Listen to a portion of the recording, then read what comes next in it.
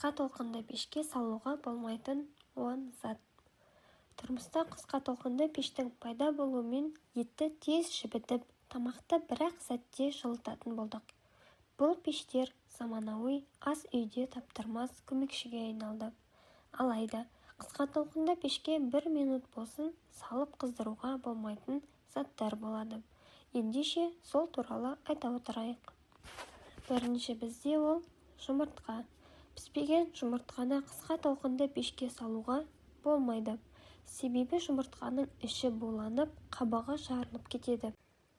Екінші бізде бояулы ыдыстар. Түрлі түсті ою және гүлдермен әрленген ыдыстарға тамақ салып қысқа толқынды пешке жылытуға болмайды.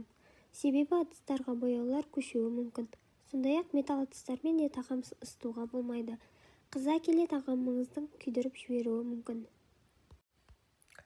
Келесі бізде фольга. Қысқа толқынды пеште тағамды фольгаға орап қыздыруға болмайды. Себебі фольга тағамға ыстық өткізіп қана қоймай, тез тұтанады. Келесі бізде киім. Тез кептіремін деп қысқа толқынды пешке киім салып жүрмеңіз.